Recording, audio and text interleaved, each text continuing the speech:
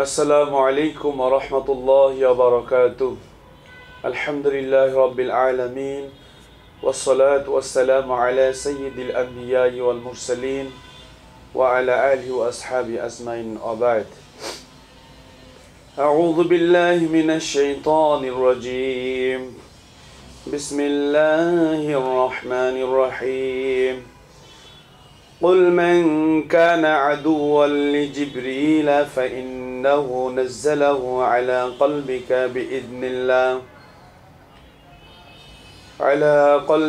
بإذن الله مصدقا لما بين يديه وهدى وبشرى للمؤمنين.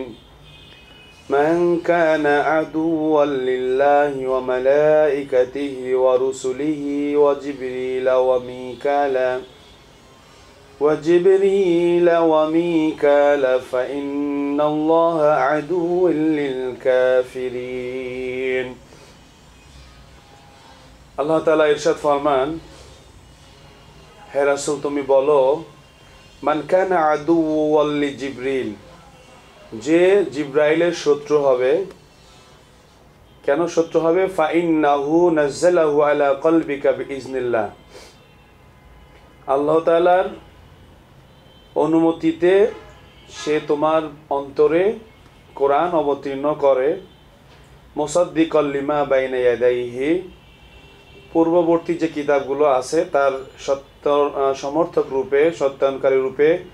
ওয়া হুদা ওয়া বুশরা লিল মুমিনিন, এবং মুমিনদের জন্য হেদায়েত এবং সুসংবাদ রূপে।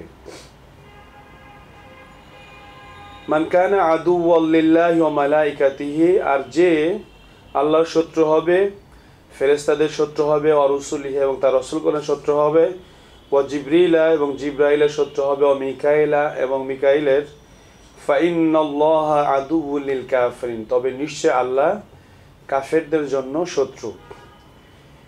এই আয়াতে বলা হয়েছে যে কাফেরেরা জিবরাইল আলাইহিস সালামকে শত্রু মনে করত। তার কারণ হলো জিবরাইল আলাইহিস সালাম নবীজির কাছে কোরআন নিয়ে আসতেন। এটা শায়নুজুল হলো, ইহুদিরা নবীজিকে তার নবুয়তের সত্যতা যাচাইয়ের জন্য কয়েকটি প্রশ্ন করলো। তো এবং তারা বলল যে আপনি যদি প্রশ্নের জবাব দিতে পারেন তাহলে আমরা মুসলমান হয়ে যাব। তো নবীজি সবগুলো প্রশ্নের সঠিক উত্তর দেওয়ার পরে তারা বলল যে আপনার কাছে কে ওহী নিয়ে আসে? নবীজি বললেন যে আমার কাছে জিবরাইল আলাইহিস সালাম ওহী নিয়ে আসে। তখন তারা বলল যে সে তো আমাদের শত্রু, সে যুদ্ধ এবং গজব নিয়ে আসে, অতএব তারা আর নবীজির প্রতি ঈমান আনলো না। তো আল্লাহ তাআলা বলছেন যে যারা জিবরাইলকে শত্রু মনে করবে এবং যারা আল্লাহ তাআলা রাসূল গণকে শত্রু মনে করবে, তো আল্লাহ তাআলা তাদের শত্রু, অর্থাৎ আল্লাহ তাআলা কাফেরদের শত্রু। এখন বলতে পারেন যে আল্লাহ তাআলা কাফেরদের শত্রু, প্রশ্ন হতে পারে তাহলে কাফেররা কেন ধ্বংস হচ্ছে না? মূলত আল্লাহ রহমান রহিম, তিনি চাইলে যে কোনো মুহূর্তেই সমস্ত কাফেরকে ধ্বংস করে দিতে পারেন, কিন্তু আল্লাহ তাআলা কাফেরদের সুযোগ দেন, অবকাশ দেন, ফিরে আসার সুযোগ দেন। এই জন্য কাফেরদের আল্লাহ তাআলা ধ্বংস করেন না। তবে আল্লাহ তাআলা বিভিন্ন সময়ে কাফেরদের শাস্তি দিয়েছেন, আসমানি গজব দিয়ে শাস্তি দিয়েছেন, এবং মুসলমানদের হাতে তাদের পরাজিত করে আল্লাহ তাআলা তাদের শাস্তি দিয়েছেন। এবং চূড়ান্তভাবে একটা সময় আসবে আবারও আল্লাহ তাআলা মুসলমানদেরকে দিয়ে কাফেরদের শাস্তি দিবেন। সেই সময় হয়তো ইনশাআল্লাহ খুব সন্নিকটেই।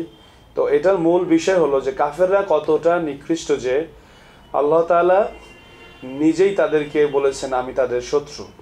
আর এটার কারণ হলো যে ওরা নিজেরাই কি করে, আল্লাহ তাআলার যে ওলি, আল্লাহ তাআলার যে বান্দা, তার রাসূলগণ জিবরাইল এবং অন্যান্য রাসূলগণকে যারা শত্রু মনে করে, তারা যেন আল্লাহ তাআলার সাথেই শত্রুতা পোষণ করে। এই জন্য আল্লাহ তাআলা বলেছেন যে ফাইনাল্লাহা আদুউল লিল কাফিরিন, যে আল্লাহ তাআলা কাফেরদের শত্রু। তো এরকম লোক যারা কাফের মুশরিক যারা, এরা এতটাই নিকৃষ্ট যে তারা সত্য অনুধাবন করতে পারে না এবং তারা ফেরেশতাদের মতো মাখলুকাতকেও শত্রু মনে করে। অতএব এই ধরনের কাফেরদের থেকে আমাদেরকে অবশ্যই দূরত্ব বজায় রাখতে হবে তাদের ব্যাপারে।